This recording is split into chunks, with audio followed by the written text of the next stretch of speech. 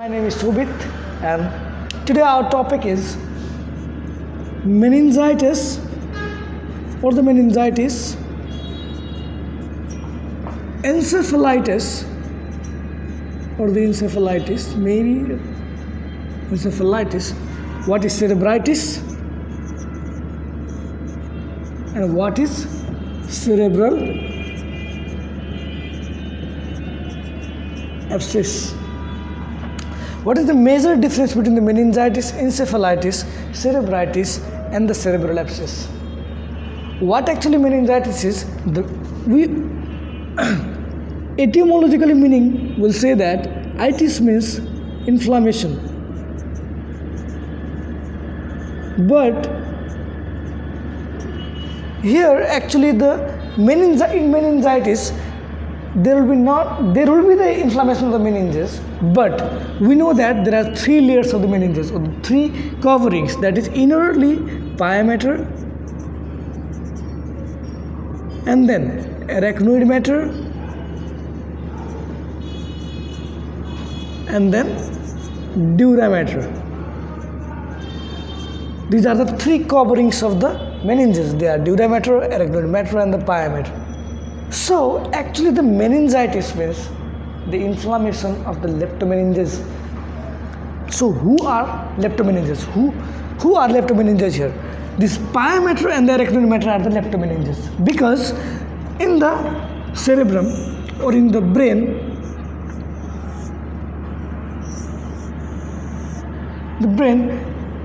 it is surrounded by a thin layer, very thin layer, that is known as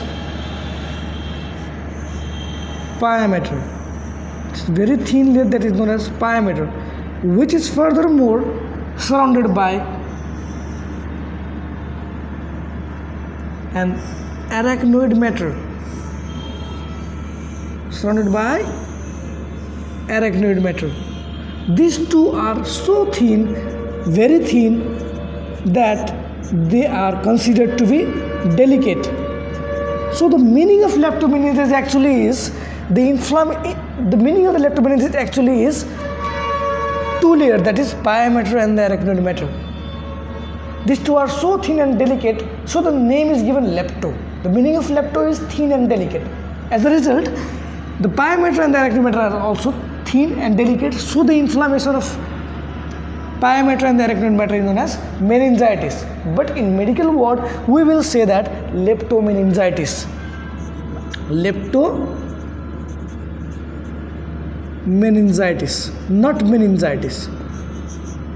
And there is another covering which is thick and so fibrous and dense meshock of the tissue is there. This is not actually anatomical structure, real anatomical structure. To understand the concept, I have to draw this figure. This is dura mater, and this is thick.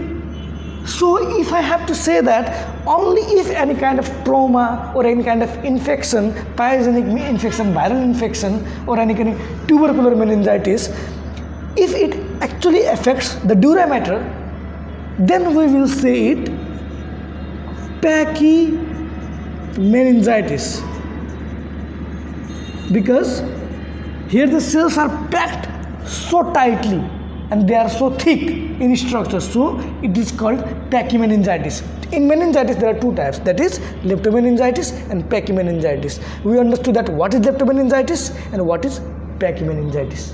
So now actually this meningitis has a difference between encephalitis. And one thing I forgot to say, that there are actually in this subarachnoid, this is dura mater, this is arachnoid mater, and this is pyometer, and below this dura mater there is subdural space. There is subdural space, and below the arachnoid mater and the pyometer there is subarachnoid space, in which there is the presence of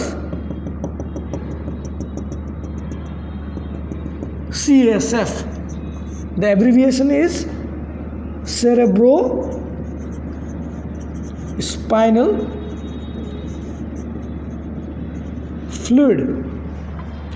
So when the inflammatory exudate covers the subarachnoid space, it will cause inflammation of the CSF. So leptomeningitis is inflammation of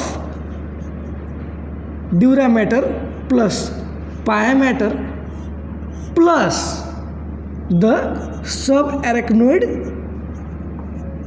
space with CSF inflammatory exudation. This is meningitis. And what is encephalitis? For that,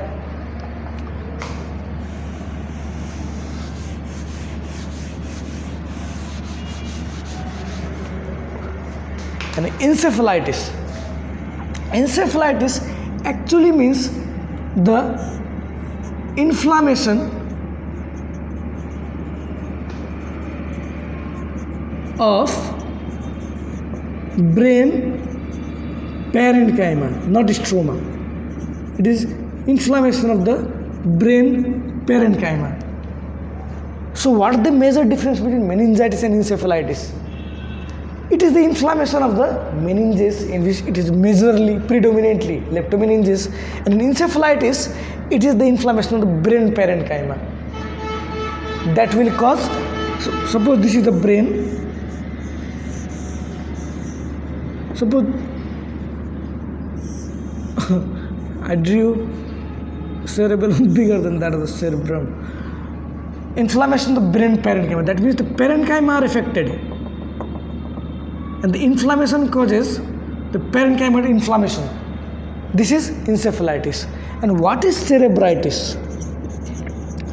Actually, this encephalitis, meningitis are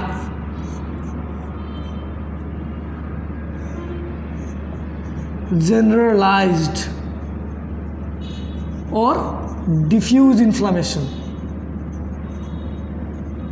but this cerebritis and cerebral abscess are localized. They are localized.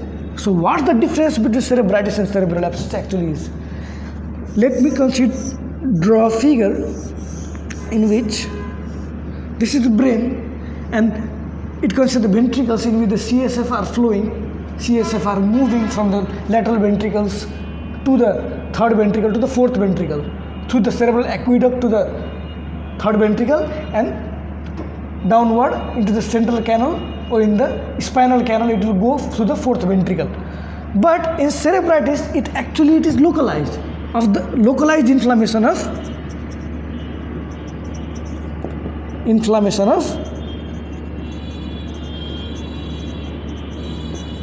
brain parenchyma. But even this is localized inflammation of the brain parenchyma. But what is the major difference between cerebral abscess and cerebritis? In cerebritis, there is a localized inflammation, and the inflammatory exudate are formed, but these are not capsulated, so they can later on be diffused. But in case of cerebral abscess, it is also localized, but in case of, let me draw a figure here in the same brain or the same central nervous system structure, that in cerebral abscess also there is localized inflammation, but it is capsulated.